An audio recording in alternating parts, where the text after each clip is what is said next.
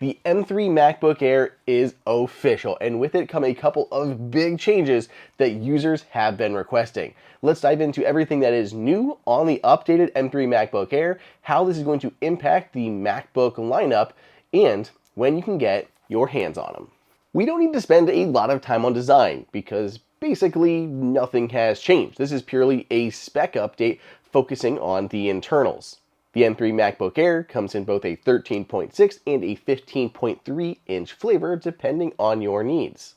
They have the same ports as the last generation, including a MagSafe 3 port alongside two Thunderbolt ports on the left and a headphone jack there on the right. These machines come in 4 different colorways, but with a big tweak. So you can get it in silver, starlight, space gray, or midnight. The midnight version though, which is what I have here on my M2 MacBook Air, got tweaked. It now has a new anti-fingerprint coating, the same one found on the Space Black MacBook Pros. You can see how grubby this one frankly looks just living here in the studio. Just from natural oils on your hands, this should no longer be a thing with the M3 version of the Midnight MacBook Air. These are of course based on the latest M3 line of 3nm Apple Silicon. Each M3 comes with an 8-core CPU as well as an 8 or a 10-core GPU. The CPU is still split into 4 high-performance cores and 4 high-efficiency cores. The 13-inch version is the one that makes you choose between either that 8 or that 10-core GPU, but if you opt for the 15-inch version, you're immediately upgraded to that 10-core GPU across the board. It's still going to be a few days before I have the M3s here in the studio and I can actually run my own benchmarks. But if I look at our M3 version of the 14-inch MacBook Pro and compare it to the M2 version, we were seeing about a 20% boost there in performance.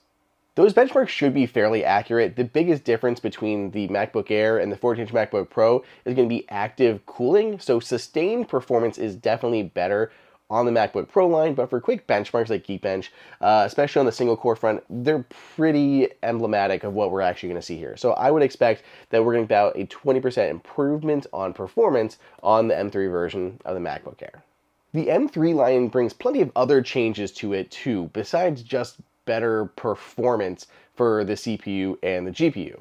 There's hardware-accelerated ray tracing and mesh shading, AV1 decoding, and a faster neural engine, which leads to more expeditious on-device machine learning. Apple's really leaning into the AI angle here, saying this is the best consumer device for AI processing. So, we'll see how that actually plays out. Paired with the new M3s is up to 24 gigs of unified memory, and yes, before you ask, it still starts at 8 gigs. The M3 isn't the only internal change here though. We also have a new Wi-Fi chip, upgrading from Wi-Fi 6 to Wi-Fi 6E. Wi-Fi 6E adopts the 6 GHz band of spectrum alongside 2.4 and 5. Apple says that should yield up to twice as fast Wi-Fi performance, but that means two things. A, you have a router that supports Wi-Fi 6E, and B, we usually only see those really big gains in terms of performance in areas that are kind of congested with Wi-Fi bands, like apartment buildings and in cities. So if you're outside of that area, you may not see as much of an improvement in terms of Wi-Fi. I think Wi-Fi 7 coming down the line is going to be a much bigger jump.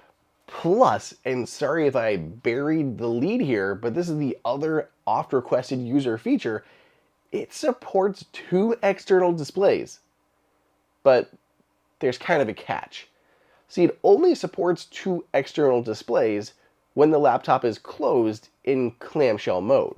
Now, don't get me wrong, that's great if you are a desk worker, you can have 2 large displays going at the same time, be more productive, it's really useful. But if you were planning on using the display on your MacBook Air, you're only going to be able to use 1 external display. So it's definitely still limiting.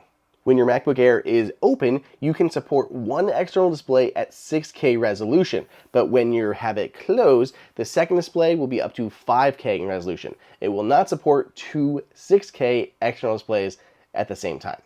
That gives us a few different options in the MacBook Air lineup.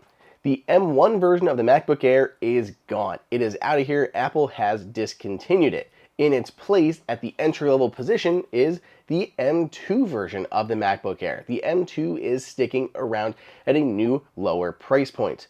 Then the new M3 version comes in both that 13 and 15-inch version. The M2 MacBook Air, its new lower price point is $999, while the M3 version starts off at $1099. The 15-inch model will bump you up to $1299 to start out. And for education customers, knock $100 off of all those price tags. These new machines will start hitting store shelves starting on March 8th, and you could order them right now. Now, these are brand new, but we've already started gathering some deals that have been coming up across the internet, and we've grabbed the best deals and we put them down below in the description. But I want to know, what new model are you picking up? Are you going for the 13 or the 15-inch version? And do you want to go for the midnight color without these fingerprints on it? Or do you like one of the other colors? Let me know in the comments or on Twitter at Andrew_OSU or in threads at AndrewO'Hara941. Otherwise, stay tuned and be sure notifications are turned on and you're subscribed to Apple Insider so you do not miss all of our hands-on coverage when the new machines officially launch.